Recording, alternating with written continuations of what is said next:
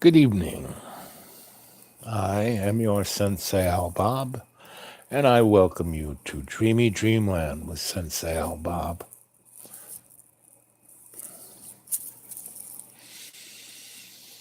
This program is for your entertainment and enjoyment. I invite you to chat because that is what this show is about the cadre, the chorus, and when we go into meditation, the shock troops of love's co-creation. So today I had breakfast with you, and then I went to the library and spoke, and I had folks come and visit me and call me. You listened to one of the calls, and so my thoughts today.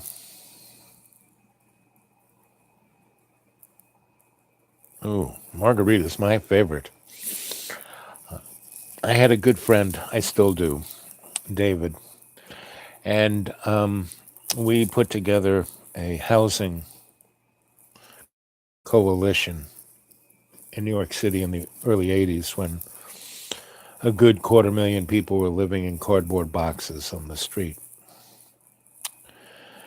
And we took over abandoned buildings using the Homestead Act of 1876, and my connections, pun intended, as a master electrician, got legal electricity in the buildings, thus giving people a utility bill, which is the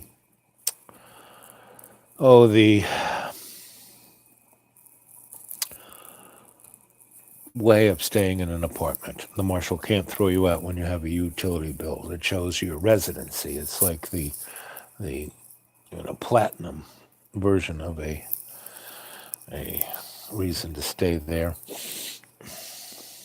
And David and I, we used to have a world-famous potluck dinner on Fridays, a continuation of my traditions of years before. And at least once a week, we would take a walkabout in Lower Manhattan, either in Chinatown or Little Italy or over in Soho, and restaurants that I helped build. And there was this one Mexican restaurant that one time we were in, and we were getting pretty schnockered on margaritas. And we were sitting at the first table right next to the bar. And as they were, and it was this machine that it did everything. It chopped up the ice and made it slushy, and then blended the booze in there and created the mix. Well, the bartenderess, who was, she had like this big bucket of ice, and she was pouring it into the machine, and she lost her balance, and she dumped the whole margarita machine, like 15 gallons of margaritas, on top of David and I. And everyone was so aghast at, first of all, it looked like a tsunami of margaritas, and the machine fell on top of us, and it kind of crushed the table, and it looked like we were dead and drowned in margaritas. And we just kind of lapped it off ourselves and started drinking the margarita off the floor with a straw. And the guy who owned the place came over, and I kind of knew him. And he sincerely apologized and said that we could come back anytime in the rest of our life, and we would get free food and margaritas. So David and I took more than advantage of that. Like for a good month, we went there almost every day and ate them out of house and home and drank them under the table. But then we eased up on it. and we became a like what is that when the football team has a an animal as its that's what we became. So David and I, as long as I lived in New York, we would go there and just have the best old time on margaritas, Mexican food. And luckily for us, that was a pretty good Mexican restaurant, and they definitely made kick-ass margaritas. So I've been partial to margaritas, and similarly, about a year before then, a friend of ours got in a really serious car accident in Arizona, and luckily for her, she got in that accident right where the Air Force has its Top Gun school, and they have a truly amazing hospital because these pilots push the envelope to the point where they at least four or five of them a year fly into a mountain while they're trying to be Top Gun, and then they got to paste them back together. The whole mechanism of the halo, you know, was invented there. Anyway, my friend, she got really schmoozed in a car accident, and luckily they brought her there and they kind of pasted her back together. And she was just about to have a breakup with her boyfriend when the guy, my good friend, uh,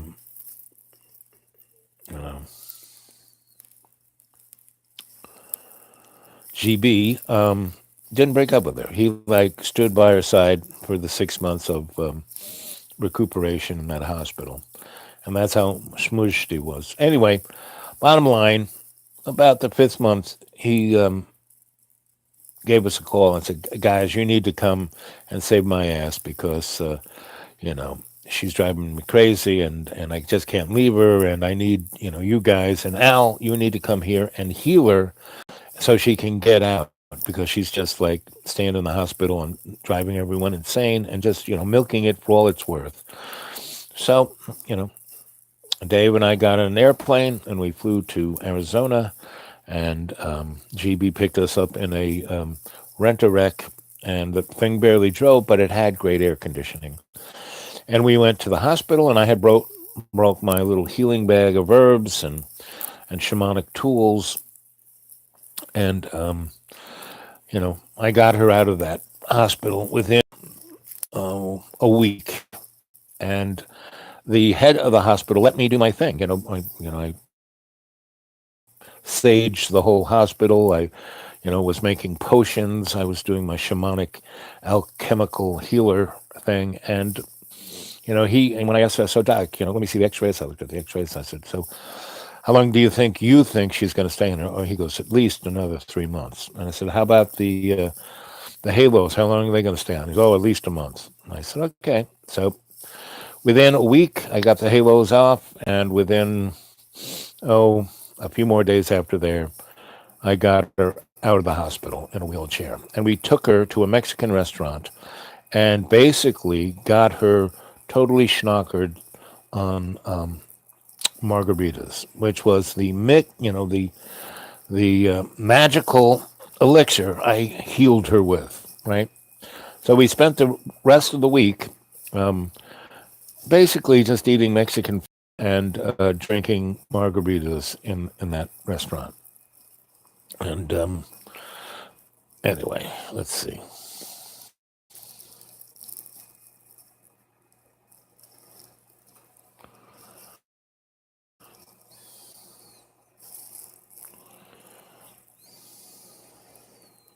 Back in the day, yep. Yeah, the culture scene. Well, it's turned hipster. It's been prostituted, you know. Back in the day, it was art for art's sake. Now it's money for God's sake. And it's, a reflection of what our culture is happening to us. The 80s were an interesting time. It was a crossover time, but in that desperate point, it was like the 50s.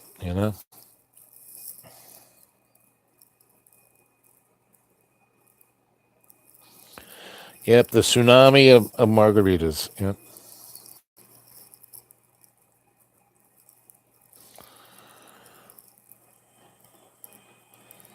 No, John fizzled out, you know, and I'm trying to do my best to get him, you know, on the straight and narrow. But again, as my mother would say, you know, you can lead a horse to water, can't make it drink. Ugh. So he's a lot better than what he was 2 years ago, but he's, you know, and you know, it's like everything else. However long it took you to get to where you are, it's going to almost take you that much time to get back. And that's why when, you know, your life, you have to live your moment to moment, right? Not with expectation or projection. And when things happen, when that trauma occurs, when that disappointment, when that all of those things occur, you have to deal with them, you know, at that moment. You know, you have to, because the best way to deal with a trauma was to deal with it straight on, straight that moment, you know. And when I worked at the VA, that was my thing. You know, I was a bedpan guy, but I was, you know, and that was my hook because I could talk to the guys who were like, "Oh, my legs are gone, my life is gone, blah blah blah blah blah blah blah blah," and I could say, "Oh, you want to take a piss? Well, come over here and get this pan." You know, I could do things that doctors and shrinks and all of the rest couldn't do within the guidance of their job. Well, you know, I was a bedpan guy, but the guy who ran the place, the head guy, the colonel, within the first week or two, he got a hold of me and he sent me off for 2.5 years studying. That's where I was sent off to my sensei in Putney, Vermont. You know, I was sent to Chinatown to study Chinese herbal medicine and acupuncture. I was, you know, sent off to the Swedish Institute. I was sent off to a number of great masters and teachers that were my boss's friends. The first time I met him, he walked into this ward I was working in as a bedpan guy, and I was wearing a cowboy hat, mirrored sunglasses, shorts, cowboy boots, and he says, "I've been watching you, son." I said, "Yes, sir." And he goes, "Yes." And he goes, "You're going to be my protege." And this guy was the head surgeon, the head, you know, he ran the hospital. That was Fort in Brooklyn. It'll pop into my mind. And I said, "What are you talking about? I'm a freak." And he goes, "That's what I'm looking for." He goes, I'm going to send you up to learn to do things that I want to do, but I can't because I'm the colonel. I run this place, you know. Is it Fort Hamilton? No, could be. Anyway, I worked at a lot of forts, so they all kind of run into one. And one of the things I learned working at the VA in those years was that whatever trauma you have to face it immediately. It's like the adage, you got to get back on the horse. And if you let it, you know, grow pus, grow a scab, you know, grow a scar, it's pretty hard to heal that wound. But once, you know, I never really had zits. You know, I learned how to meditate early, so I was kind of eliminating through my breath. You know, pretty much from like 7 on. But there was something that occurred to me when I was young. I think I was, I don't know what I was, but something was implanted in me early on, and my body rejected it. And those things your body isn't supposed to reject. And I was in an operating room watching a surgeon trying to take out an implant, and he had it, you know, opened it up, located it, had it barricaded and irrigated, and he couldn't. That you know, he kept trying to get the little things to pick it up, and it would move. He was like doing this, and until it burrowed through a bone to get away from him, right? Well, my body ejected mine, and it's the only time I've ever had like a boil or a pimple or what have you, and it was right in the back of my neck, right back here where I can't see it, but I could feel it when I slept. It was like part, as part of my going into the base of my cerebral cortex. It was going into my the section of my cerebral cortex, which is your reptilian brain, and it was attaching to that. And it had been there a number of years. And then I was in prep school, and I had a suite to myself, and I had one of my best friends. We shared a bathroom. And he had one room, and we were both proctors. And anyway, I woke up in screaming pain, and he came in. What's wrong? What's wrong?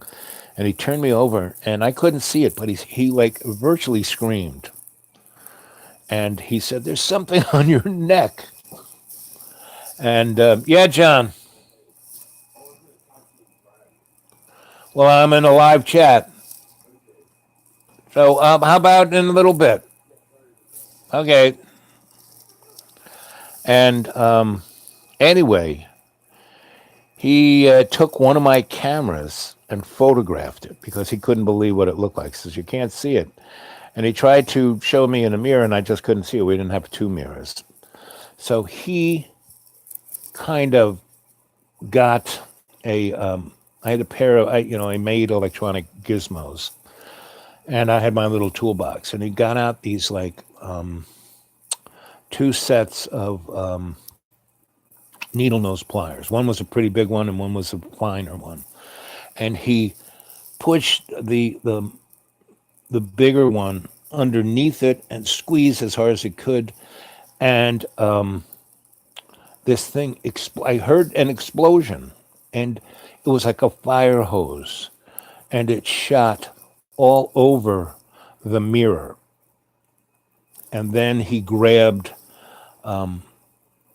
this thing that was wiggling around with the smaller one and pulled it out of me. And I've never had another. I had another implant, but it didn't. It was like on my shoulder over here that I could see, and I could feel it, and it expectorated itself. And my body does that. It expectorates it. Whatever gooey, ooey nastiness, it just kind of spits it out. And but that place, I still have a scar there. And this happened. It kind of whenever I get bit, especially by a spider, it bites me right on that spot. And so I've had two spider bites back there. And when I got bit up in the motel, one of those bugs got me right there. So and my neck was like totally a mess. And I, you know, and they all healed up. And the one that's still, it's healed up. But the one I showed you that was still bleeding, that was that spot that I had an implant in. So it's it's an interesting experience. So I've had two, and like I said, my has expectorated both.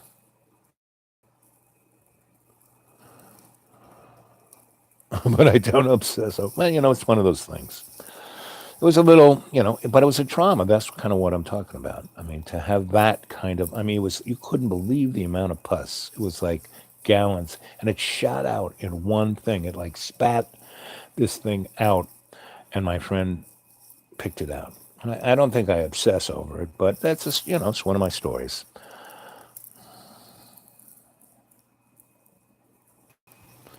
In dealing with people's trauma, I was trained, and you know, and I have experience in it, and I can empathize with others who are suffering from it. So That's, and I think that's the deepest trauma, that that little experience, because my emotional dynamics with my parents and other people and other things and other stuff I've seen, again, they were things that, because of my grandmother and other mentors I had, I dealt with those things almost immediately, right? So they have more enlightened me rather than oppressed me, right? And when you say we deserve better, we have to bring the betterness in ourselves. Meaning, the first person who's going to do better by you is you. You know, the first person who's going to love you is you, right? And the first person who's going to heal you is you. You know, so that's kind of what I do every day. I go into state first thing when I wake up. I go into state and meditate and heal my body so I can walk. And then why I have to meditate 5, 10 times a day is, my body kind of gets tired, or pain takes kind of a deeper toll. And I go into state and it organizes it and takes care of it. And that's why I can walk without a walker. That's why I can, all the things in my body are getting better rather than worse. And this Monday, I'm going to have another operation on my eyeballs. But every time they do that, my eyes seem to get better and better rather than just stay the same or get worse. It gets better and better. As long as you get better and better, that's all that counts, is getting better and better. You know. So um, I read some of my poetry, or thoughts really, this afternoon. Um, and it was a good day. It was a really beautiful day. Really, really beautiful day. And I'm looking forward to getting more beautiful, and I'm looking toward road trips and, going into the deep green um, and because the deep green is really beautiful. I mean, this is nice here, but it is dying, and it's sad. I've been here now since 2005. So, that's, 19 years minus 5, and give or take. And when I got here, it was amazing. But it was going through, and everything's a cycle, right? And this place will pick up again. Well, might need new forests and new other things, but it is what it is, and that's life. That's part of life. It is what it is. And the thing, Buddha said, death is like slipping out of a tight slipper. It's no big deal. And that's kind of what, we should never worry about death or look for death. It's just what it is.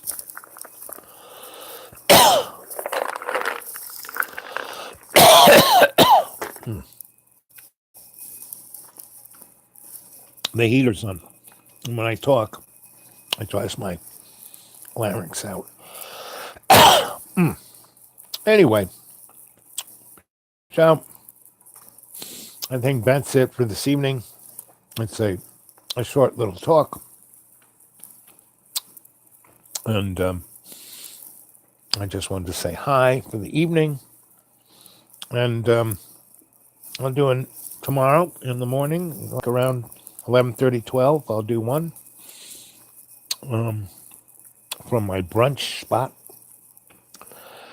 And Mr. Research, I'll give you a buzz in the morning or a little later this evening, because I don't have much else to say unless you guys have to say.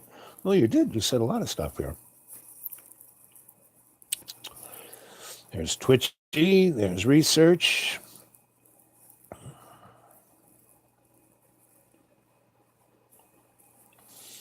Mm,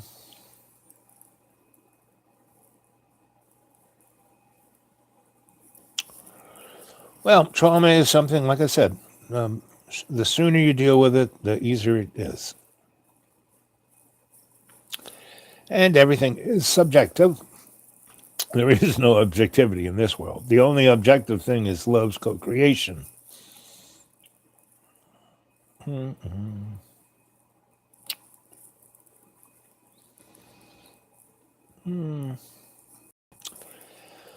Oh, I don't think anything is better to ignore.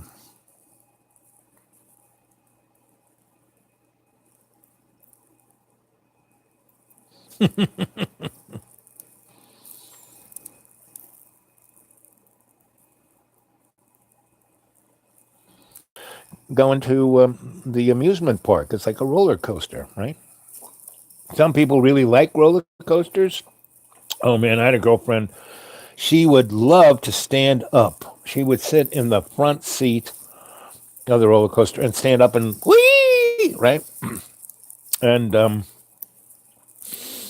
remember one time she just loved all those rides, right? And I was never a big fan, but because of her, I got to like, yeah, this is no big deal. And so, and in actuality, the place that's easiest to take on a roller coaster is the front seat. The middle and the back, the worst, because you get the most of the G-force. Like that, the front, you see what's coming. The middle and the back, you're hearing people screaming, ah, you know. And that's like life. It's always good to see what's coming. That's why I keep a 360 all the time. And I have my guardian angels always watching out over me. Anyway, so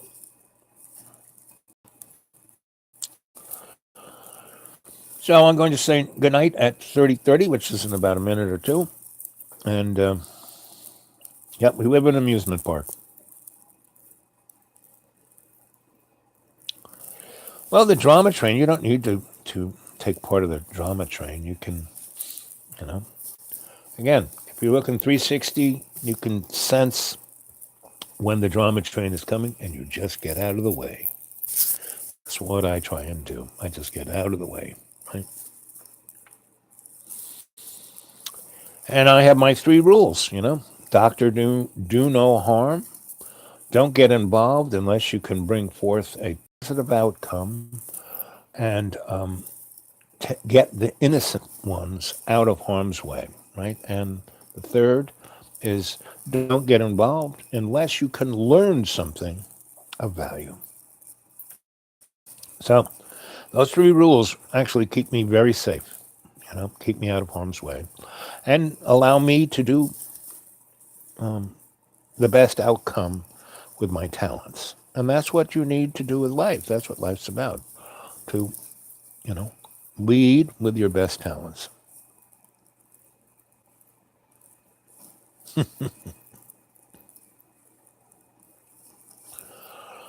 Anyway, so enjoy the margaritas, and because they are tasty and I do love them. Don't drive, don't do that. Um, get a Uber or a cab or walk back home. Or if you're drinking home, I always like drinking at home. And then you didn't have to go too far to fall into bed. There it is, 30 minutes. We'll give it 30 seconds. And I'll say, sweet dreams, you all. And I'll see you tomorrow. And research, I'll talk to you soon. You stay well, everyone. I love you. 17 seconds, 18, 19, 20, 30, 21. Anyway, I hope you like my disco lighting. Good night, Twitchy. Sweet dreams, princess.